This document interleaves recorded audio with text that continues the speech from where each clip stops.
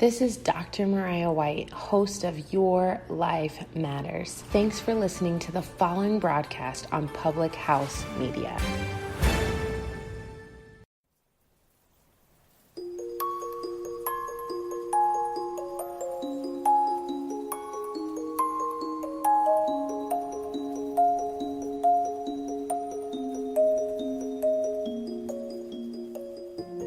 Welcome to the Leadership Revolution podcast.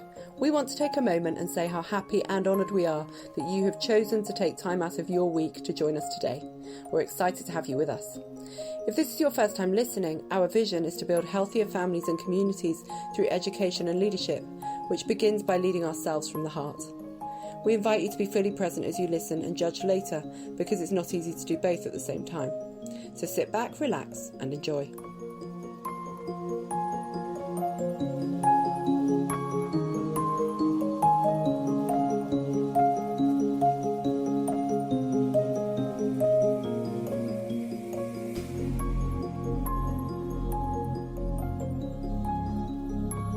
Hi, my friends. I am David, your host of the Leadership Revolution, and I have the privilege to serve you every other week as your guide. Y'all, I am so excited. We're continuing this series. Where do we go from here? And we are fortunate to sit down with Roger Fisher. And Roger, tell us a little bit about yourself for those who do not know you yet. Well, my name is Roger Fisher. I'm born and raised out of Detroit, Michigan, and raised by an Army veteran and a Detroit public school teacher. Awesome. I graduated, I played college football, Tennessee State, first 2 years, transferred to Michigan State, had the privilege to play under Nick Saban, who was the coach, of course, of Alabama. Once after I got my undergrad degree in kinesiology from Michigan State, I worked a little bit in the Lansing, Michigan area in rehab as a rehab tech for physical therapy. Then I relocated to Chicago all by myself and started my graduate program in sports medicine and disability, because I was curious and interested of working with the population, mostly along the lines of those who were military vets, as well as most of your baby boomer generation. Along the way, I happened to meet a lovely young lady who is now my wife of 17 years. We have 3 children, which is fantastic. And the girl is the oldest, and we have 2 boys. And then from there, I've had the privilege of working in the areas of healthcare, as well as also been a college professor, which then led me to the opportunity where I'm at today, and that is the business and community outreach liaison. It's a dual role, which I'm also the manager for our, what we call the career transition readiness, in which I help with making the students have a great transition once they completed all of their high school credentials, as well as their vocational credentials prior to leaving job. Yeah, thank you so much for sharing that. I didn't know the resume was so in depth. I know we interacted first at Herzing University when I was an advisor over in Wisconsin, and you were in the Chicago office. I remember that. And thank you again for your willingness to be part of this series, Roger. I know you have a wealth of knowledge surrounding education and your heart for it. So let's jump right into it. Where do we go from here? And what have you been experiencing as, I think you mentioned, as a career liaison for students, taking that path into an uncertain world? What have you been experiencing in your job sector right now? Well, we, underneath this pandemic, it's certainly have been an adjustment for everybody in the educational system, not just for those teaching grade level school, as well as also college, but even as an organization such as Job Corps. And just to kind of give you, for those who may not be familiar with what Job Corps is, just so I can help them get more familiarized with it. It's a no-cost education in which the students are awarded a scholarship, and they receive career technical training, which is a part administered by the United States Department of Labor. We educate those students that are ages 16 to 24. Obviously, for those who want, let's say, a different atmosphere to complete their high school as well as their vocation. And it also improves their quality of life. And it's obviously, authorized by what we call the Title 1C of the Workforce Investment Act of 1998. And here at Job Corps, we, support the program's mission of teaching those eligible young people, the skills they need to become employable and independent, placing them in meaningful jobs for further education, or if they desire to go to the military, or if they want to do advanced training to work more along the lines of something corporate level, or if they are looking to go to college. So altogether, we've all had to make the adjustment to the remote learning. I've come to find that it has been a major adjustment for parents. Now, with the age group that we have, 16 to 24, you have those who are 18 and over pretty much have their own method of getting what they need to get done. But of course, we have those students that are our minors, which obviously we've had to work with them extensively via virtual to give them the resources that they need. Now, the best thing that I have, the pros to this is it puts a lot of ownership back on allowing the family members around them to see the value of helping and assist our young people with their education, because a lot of times you can send students to school and just say, okay, teachers will teach them. We as parents or guardians don't need to be bothered with that. Now, the other side of that is it makes you appreciate teachers much more because of the amount of work that comes with it. Now, some teachers may offer tutorials and live lessons like we often do here at Job Corps, as well as those who I've talked to in the education system, whether it's grade level to college.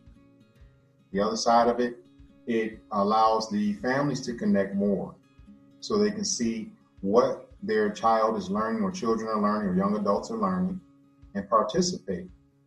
So with that, it's definitely been a rewarding experience. Now, on the other side, you have your challenges like technical difficulties, you're not able to have the appropriate Wi-Fi service, and a lot of times there can be disruptions. Yeah. So on the opposite side of that, we created another outlet where we prepared what we call booklets, which obviously that are student packets.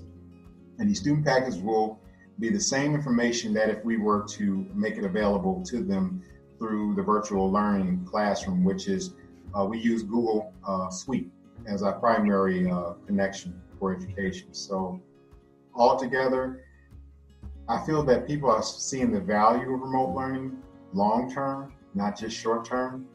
And it also gives students a diversified ability to choose whether, once this pandemic ends, and obviously I'm anticipating it will, it looks like people will have a choice to decide their student can either go to school full-time or have a balance between doing hybrid, which is part-time going to school, the other days a week at home learning.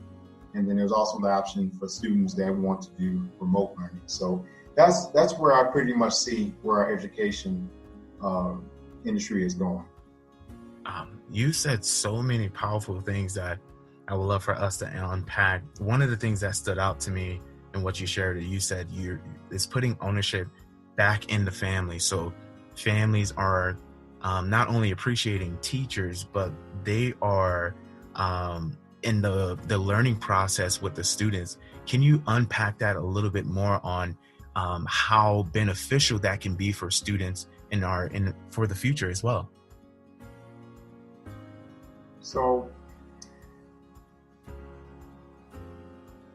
students go to school from morning to afternoon, 5 days a week. The other part of that time, prime time hours, and then on weekends you're with family. Then, of course, students go to school 9 months out of the year. Then you have the summer months. Mm-hmm.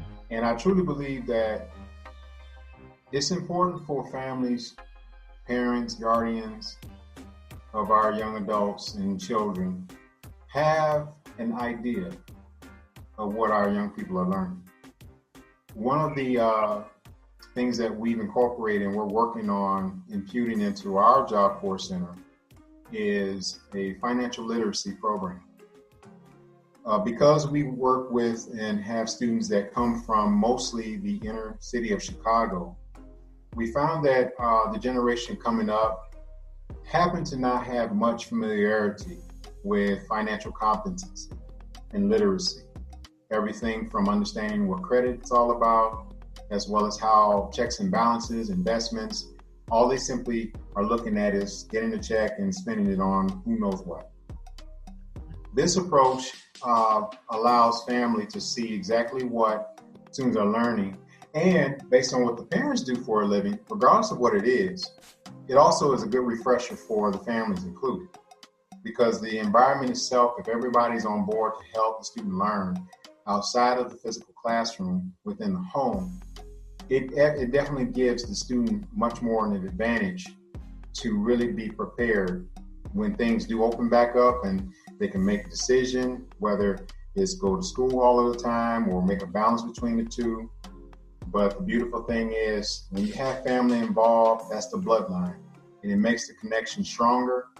And it makes you, and being in quarantine, we had no choice but to look at our other family members and create conversation.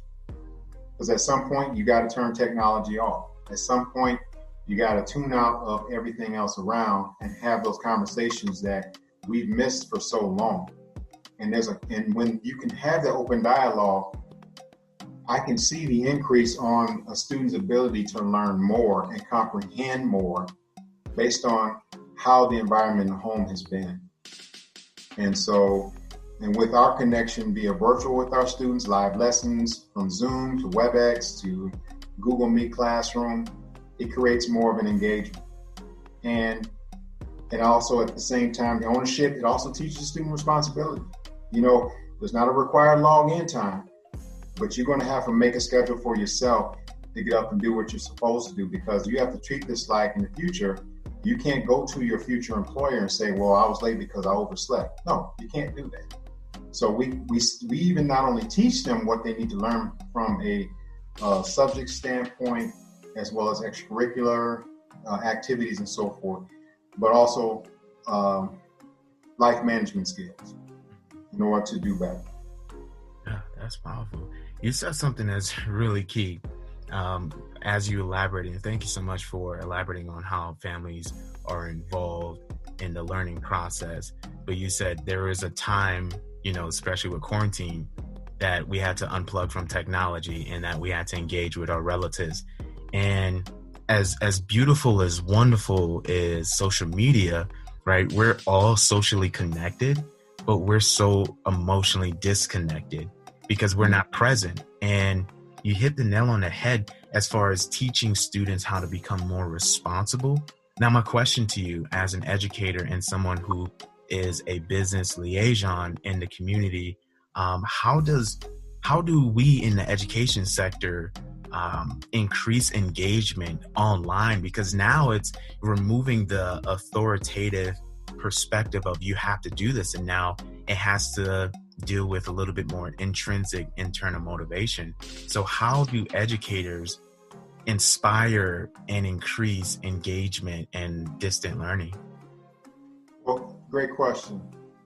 One of the things that I do that's unorthodox, and I was actually on a regional call yesterday, and one of the corporate directors had mentioned, and what he found unique about my approach to how I work this role of mine is the ability to connect the dots and network. So what I happen to do is I think outside the box, and I connect with business and community partners and employers, and I find out exactly what are you looking for the most out of your employees when it comes to not just the job itself, but their own personal skill set. What type of things do you believe that I can share and go back to Job Corps and share with my academic instructors and vocational instructors that will be ideal for them to teach the students? So by the time they get to you for internships or full-time or part-time employment, they'll be well aware and prepared. So when I create that form of rapport and homework myself, then I come back and I get in front of and I speak with the instructors. I speak to the department managers of the instructors and say, hey, look, here's what I've learned about this employer. Here are the things that they are looking for our students to possess. And then our teachers can obviously focus on then, okay, here's what we need to add on top of what we're already teaching them. So not only are they learning the math, the reading, all the subject material, but they're also learning specifically on what they need to retain from a cognitive standpoint, socioeconomical, and how to basically function in an environment that could be slow-paced, fast-paced, and how to work together as a team. And tying those two positions a dual role that I have together, that helps create that merge and that connection. Putting the dots together, the next thing you know, you have a referral basis built up. So instead of me making 20 calls or trying to go to 20 different appointments in a week, I can go to 5. And then out of each of those 5, I have 5 more connections each because of rapport that I've built. And it all involves a simple phone call and another meeting. And then I can say, hey, look, and if it involves something particular with an instructor, whether it be academics or one of our trades, I'll invite them on the call, whether it's a conference call or a virtual meeting, so we can all be on one accord about how can we best provide the best education to our students, academically as well as both vocational. That's key right there. And I've often had conversations where I've talked to community leaders, educators in the city and nationally and internationally. And I think oftentimes we create so many islands and we become even more disconnected to the people in the business world, like you said, of not just, okay, we're in an education pillar, but who's in the business world that we need to connect with. And I think it's so key what you're doing of not just creating islands, because we have enough islands around, but you're creating bridges. You talked about the referral and seeing what skill sets the employers are looking for and the employees coming in. And I think that becomes practical data versus just saying, okay, here's the theory of a good employee, versus saying, okay, here's what actual job professionals are saying. Hey, this is what we need and this is what we're lacking. So anyone who's coming into the workforce, this is what they need. So I think that's key. And I want to commend you on what you do for your community and the communities around. Now, as far as,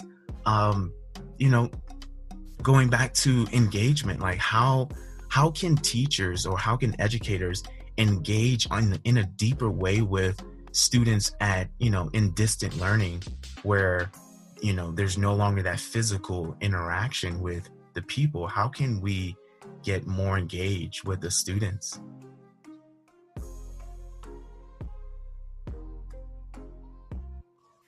Great question. One of the approaches that we've taken is we provide instructors provide material online, but we always they have introductory questions, like a do now question, or it may be something to the effect of, okay, let's help you earn some participation points.